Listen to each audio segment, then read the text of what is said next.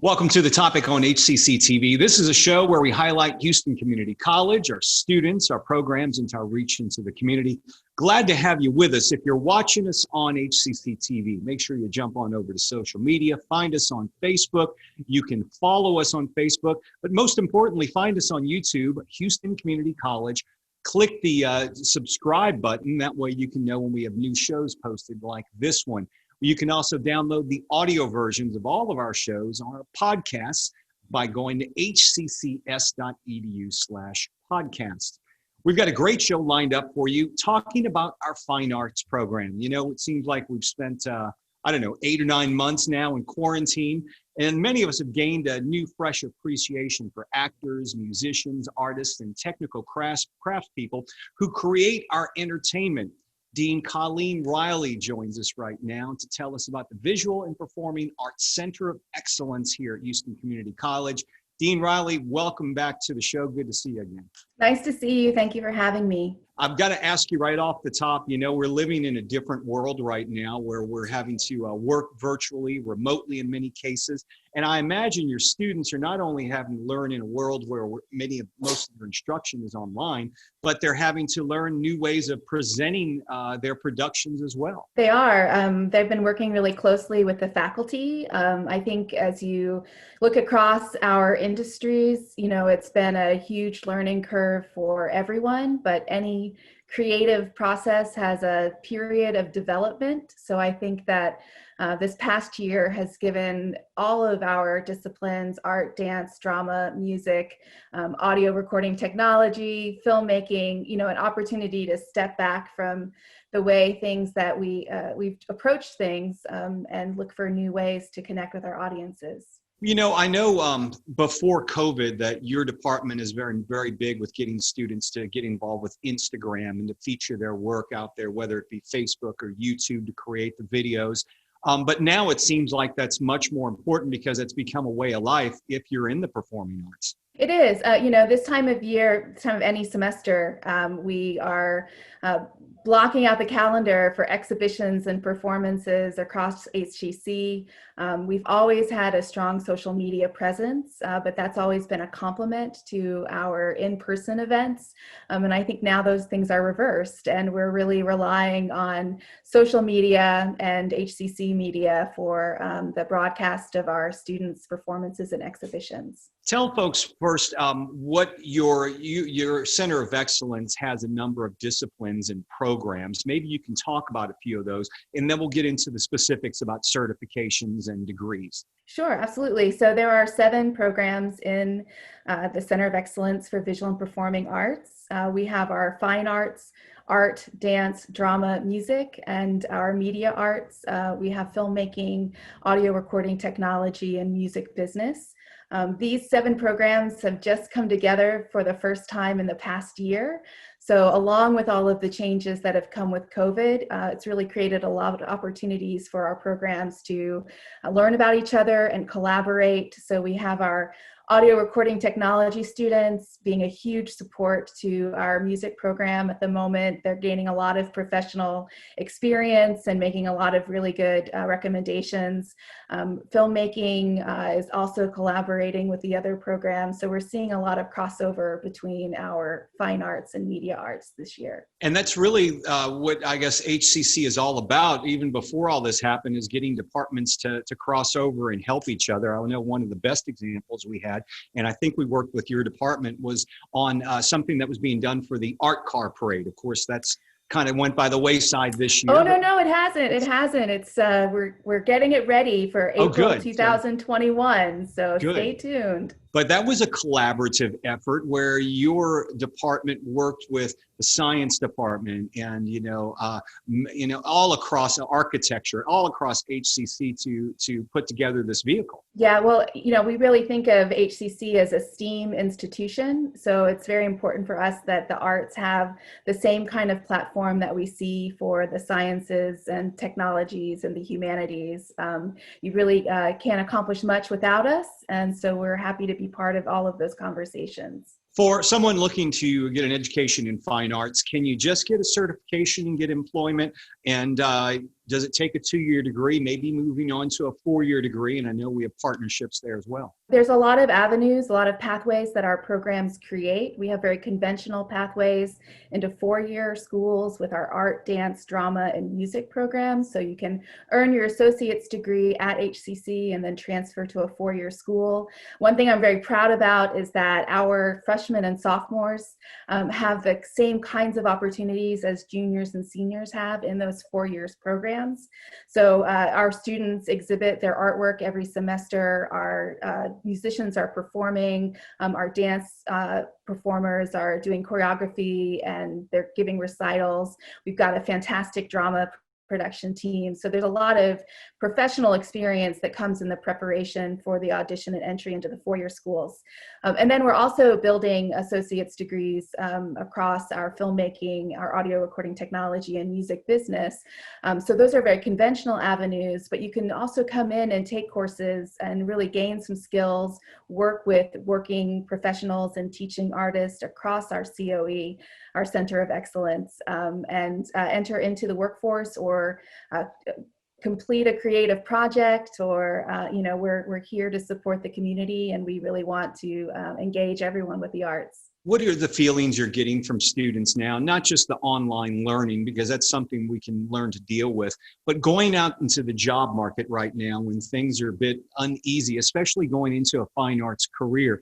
What are some of the feelings, some of the things you've heard from students setting out to do that? Well, I think it's been a big year of change for everyone. I think that our students, initially there was some grieving that went on for, we were just coming up to the end of our spring semester where our students were just about to open their spring shows, that all of the work of the semester had gone into that preparation. So there was grief at the end of the spring semester that we weren't able to culminate a lot of those projects. And we found some ways to create versions of those, but we've really been able to do that from a much different perspective for the fall, where the students could come in and really bring their ideas and their experiences into the creation of their work over the course of the semester. So I think they're much better prepared to go into the workforce within this environment of, using our technologies,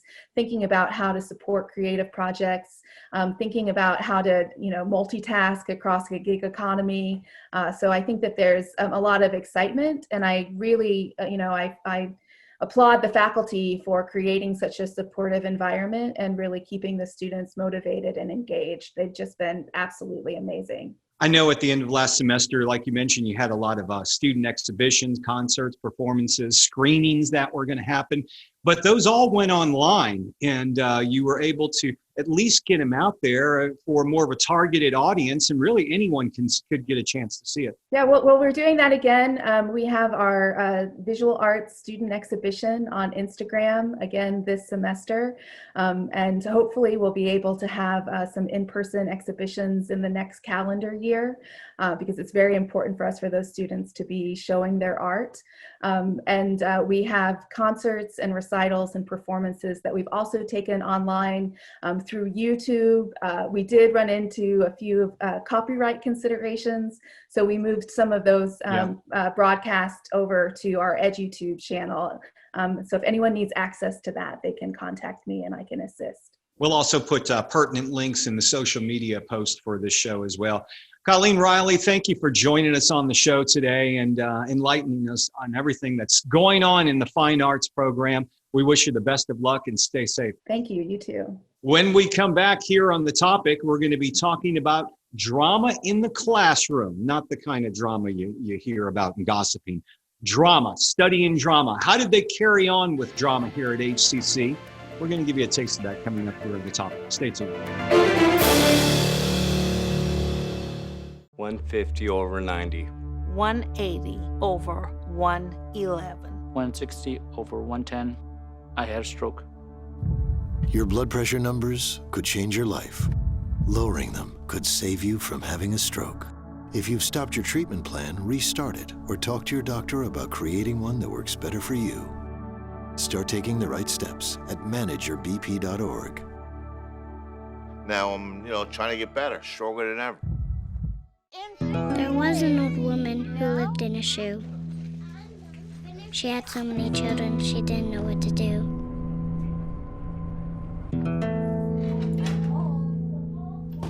She gave them some broth without any bread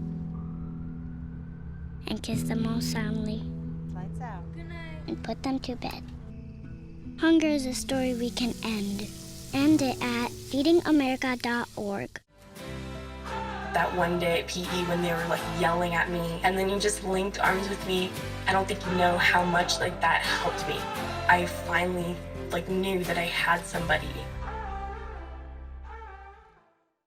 I love teaching at HCC. I love helping students. With college credits. With scholarships and financial aid. Training them for life-changing careers. Come learn with us. HCC, for everyone, anytime, anyway.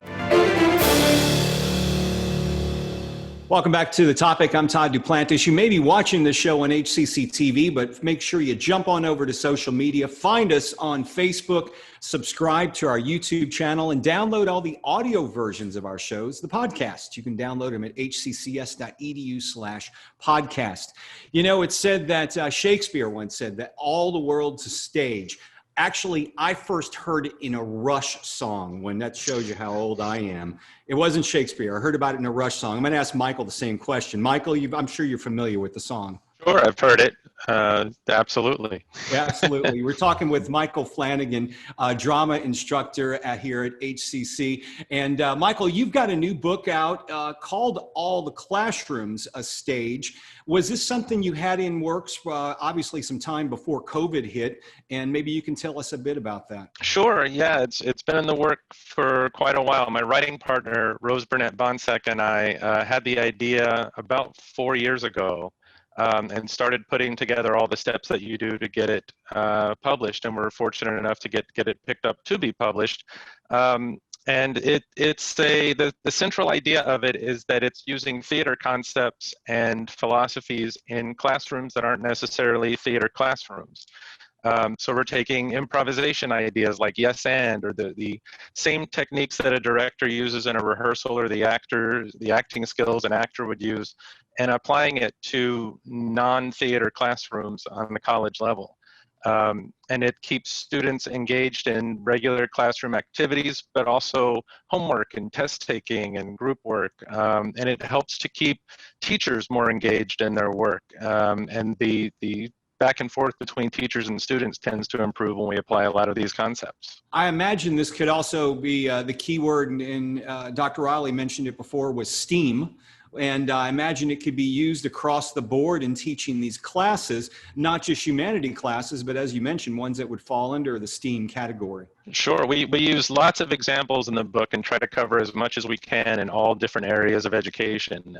Some of them might seem a little bit more straightforward, like English or speech or history, but the sciences, math courses, other courses along those lines where it might not be such an obvious connection, it works just as well in those and the techniques we're using. I think the biggest challenge that we've been presented when we've talked about it and we've presented the book is time. People always say, I don't have enough time to add this to my lesson. I don't have enough time to do this in the classroom. But what we find is when you kind of run a class similar to a rehearsal or use these theater techniques in the classroom, you go from kind of those class discussions that are sometimes like pulling teeth to a very engaged kind of creative environment where everybody's willing to try things and be wrong and learn from that. And they feel safe in the classroom, even if things don't turn out the way they think they will. From a student's perspective, what type of skills or things they may have learned from this method of teaching that they could take that experience into the workforce and in their future? It's really similar to skills that theater people use when they don't go into theater. The students who go into the workforce can learn from things like trusting yourself, trusting others, and apply it to any career path that they're on. Conquering fear is a big part of this book and a big part of acting training, and how to kind of relax into how to get out of your head and stop being afraid. And that can be applied to all corners of the job market, whether it's a job interview or speaking up at work or trusting yourself that you can do the job that you're given. And the the idea that you are a collaborator, that you're working together with diverse populations and from different countries sometimes, and different genders and backgrounds, and you kind of learn those collaborative skills and apply them in whatever field you're going into. Let me ask you this, you know, we're working in a somewhat of a new medium with working online, remotely, and working on somewhat of a small television screen. When you're in theater, you have the stage, you project, you've got the lights, you've got a place to go stand, you're blocking with other actors. How do you translate that into a virtual world with what you're doing right now? It's a good question, and we have sections of the book that now, because we got published, they decided to go forward and publish in the midst of all this, and we kind of said, you know, our entire book is about classroom activities, and we developed a website that you can get to from the book that kind of translates all this stuff to online learning and WebEx and Zoom.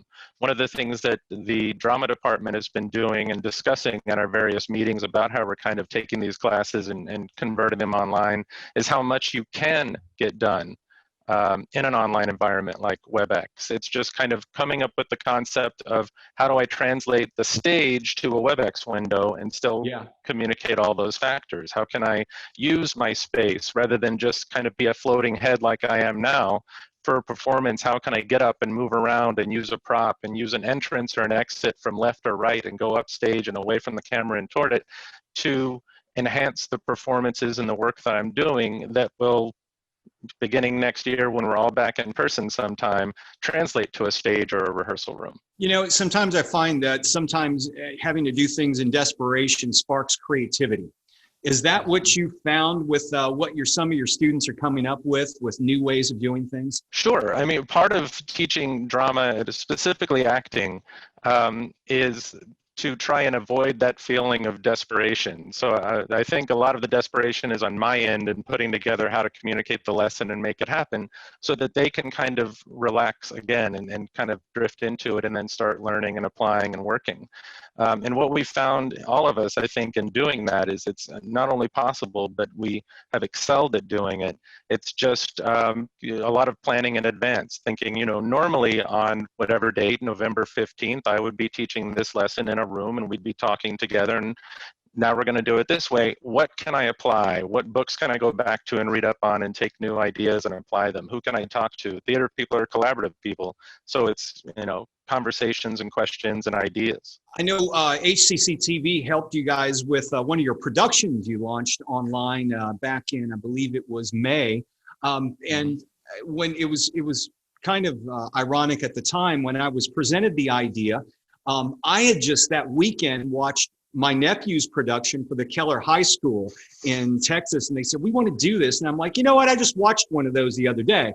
And now it's become the norm to do these productions online. But that was kind of our first, dip into the water, and we were able to work with you guys on that. But I imagine you're doing a lot of them that way now. Yeah, well, thank you again for working with us on that one. That was definitely jumping head first into the pool. But we were able to learn from it and apply it this time. And this time it's because last semester, a few members of the drama faculty had been able to get their shows in under the wire. And back when we'd all sit in a room together and stare at a stage, they were able to do it. So it was about half of us that kind of converted everything to online. This time it's all of us. So it's me, Deborah Schultz, Lisa Deal, and Kathy Snyder. And we came together at the beginning of this semester and talked about what can we do to give our students, the drama students, a production. And the answer is, it's called Love in 2020.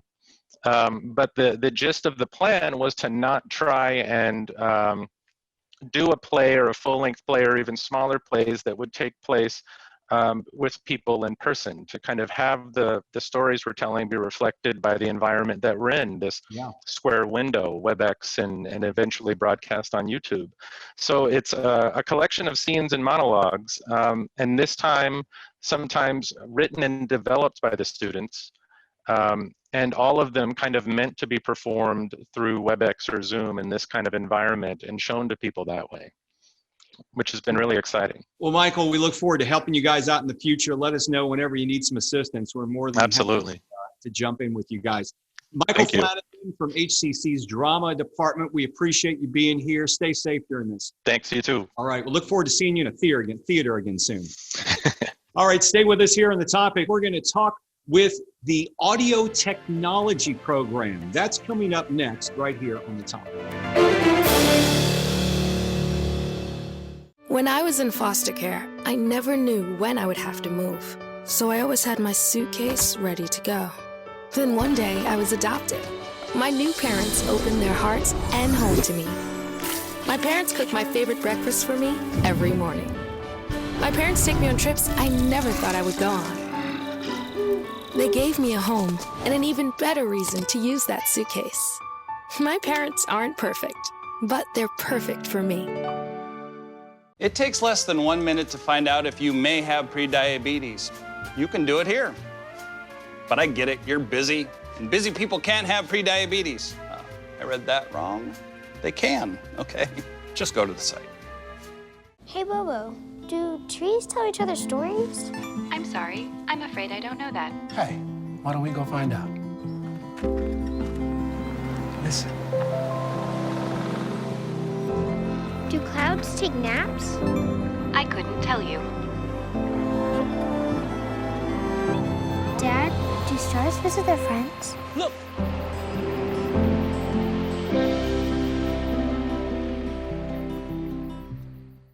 The faculty at HCC represents the best of the city.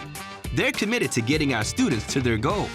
A 4-year degree. Workforce training. A better life. HCC, for everyone, anytime, anyway. Welcome back to the topic on HCCTV. Todd Duplantis here, and we're talking to our members of our Fine Arts program here at HCC. Glad to have you with us on the show. By the way, if you want to listen to the audio versions of this podcast, maybe out while you're jogging or something, well, you can download them at hccs.edu/podcast. All the shows listed on there.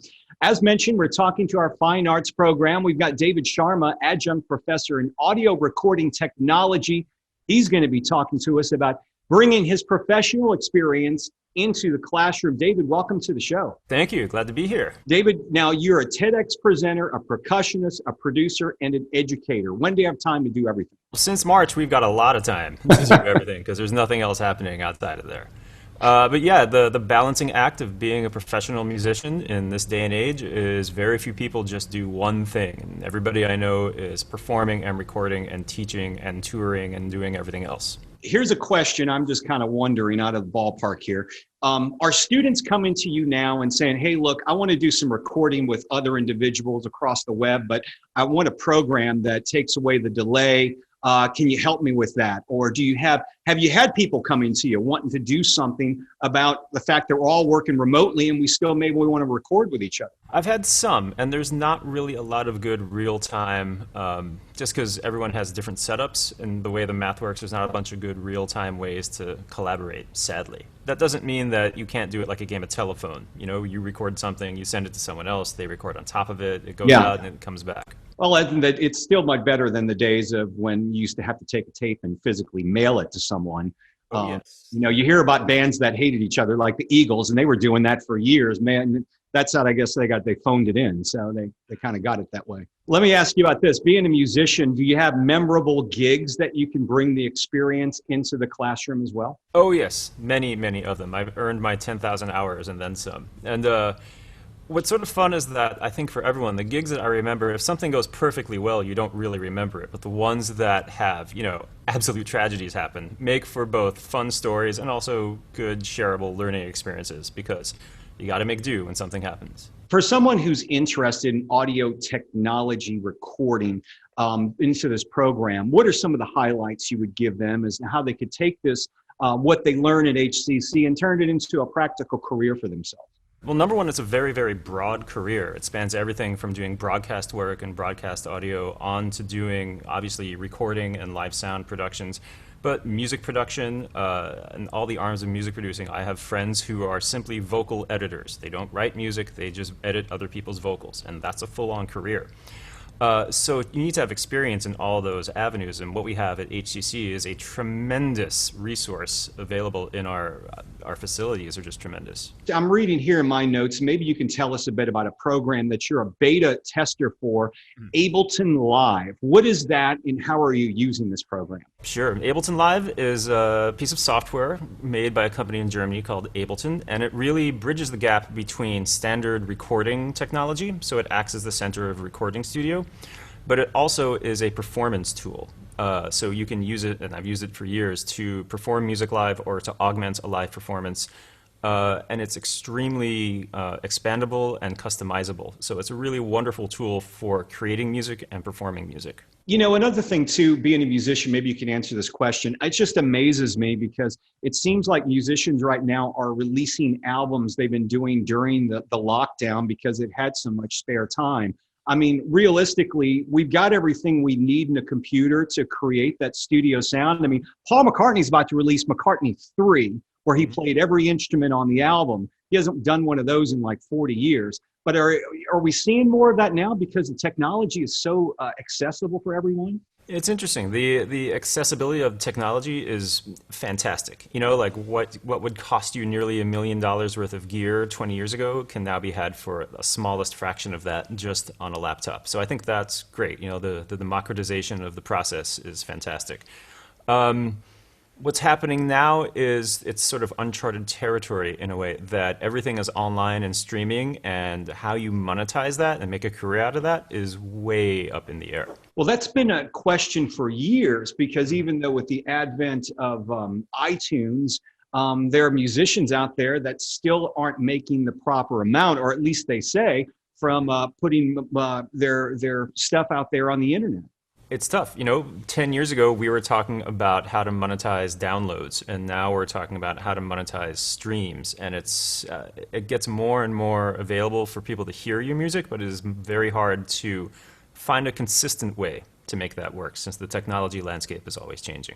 It's certainly doable, but it's you know, a different conversation than it was 10 years ago. Are students coming in now because technology is so accessible through a laptop and tutorials on the internet? Are students coming to you now more educated than say in the past 10 years or so? Yeah, I mean, freshmen now come in not just being curious about it, they come in now with a body of work that they've already produced, and they go from just wanting to know about it to students now who just want to get better at what they're already doing, which is a pretty great place to be starting from. Are your programs mainly certifications? Do you have the 2-year programs, and can you go further with a stackable degree from your program? There's a couple certificates I know, like the course that I'm teaching now is the capstone course in the electronic music production certificate, and I believe there are others as well.